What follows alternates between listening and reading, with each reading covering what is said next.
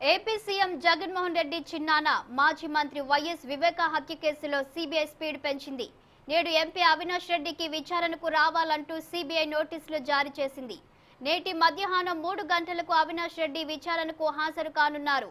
MP Avinash Reddy Telangana హైకోర్టులో ముందస్తు bail petition దాఖలు చేశారు.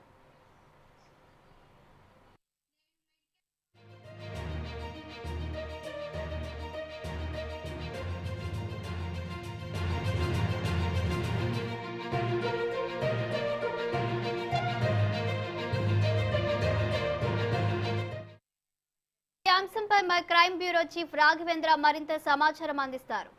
చెప్పండి రాఘవేంద్ర, ఈ రోజు అవినాష్ రెడ్డి సిబిఐ విచారణకు హాజరు కానున్నారా? మీ దగ్గర ఉన్న సమాచారం అందించండి. ఈ రోజు మధ్యాహ్నం తర్వాత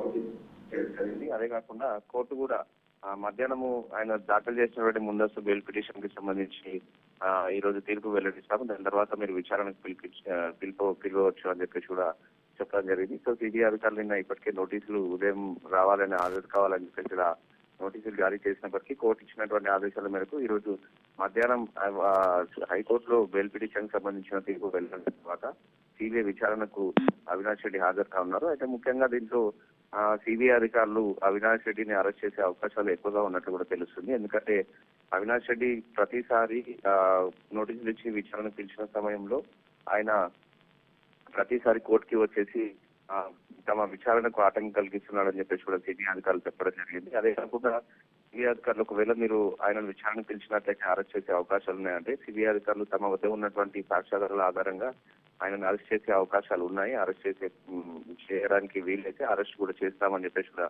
తమ వాదనలు వినిపించడం జరిగింది. సో మొత్తంగా కూడా అవినాష్ రెడ్డి వాళ్ళ ఫాదర్ ని ఇప్పటికే అరెస్ట్ చేయడం జరిగింది. అదే కాకుండా మిగతా వ్యక్తులు అరెస్ట్ చేసిన తర్వాత వాళ్ళని కస్టడీకి తీసుకొని విచారించిన నేపథ్యంలో అనేకమైనటువంటి కీలక సమాచారం సాక్ష్యాధారాలన్నీ కూడా సిబిఐకి రావడం జరిగింది. సో దీని ఆధారంగా అవినాష్ రెడ్డి కూడా అరెస్ట్ చేసే అవకాశాలు స్పష్టంగా కనిపిస్తున్నాయి. సో ఇప్పటికే పలుమార్లు సిబిఐ విచారణకు ఆయన హాజరయ్యారు. అనేక విషయాల్లో దానికి సంబంధించినటువంటి సాక్ష్యాధారాలు కూడా స్వీకరించడం జరిగింది. పూర్తి ఎవిడెన్స్ వచ్చిన తర్వాతనే ఈ రోజు అవినాష్ రెడ్డిని అరెస్ట్ చేసేందుకు సిబిఐ సిద్ధమైనట్టు కూడా తెలుస్తుంది. సో మొత్తంగా కూడా ఈ కేసులో తనను అరెస్ట్ చేస్తారని ముందుగానే భావించినటువంటి అవినాష్ రెడ్డి హైకోర్టులో ముందస్తు బెయిల్ పిటిషన్ దాఖలు చేయడం జరిగింది. దానిపైన కొద్దిసేపట్లో హైకోర్టులో దీనికి సంబంధించినటువంటి తీర్పు వెలువడనుంది. సో తీర్పు ఎలా వస్తుందనేది కూడా వేచి చూడాలి. తీర్పు ఎలా వచ్చినప్పటికీ కూడా సిబిఐ విచారణ మధ్యాహ్నం తర్వాత మాత్రం యథావిధిగా కొనసాగుతుంది. సో కాబట్టి ఆయనను ఈ రోజు 3 గంటలకు ఆ సమయంలో సిబిఐ అధికారులు సిబిఐ కార్యాలయానికి రావాలని చెప్పేసి కూడా ఇప్పటికే చెప్పడం జరిగింది. కాబట్టి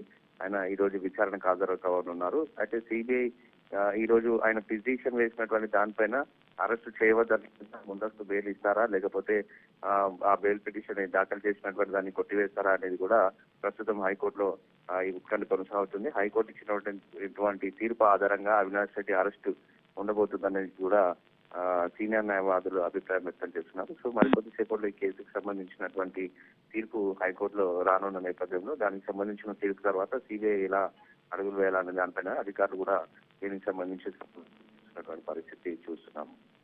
okay Raghavendra, thank you for the updates.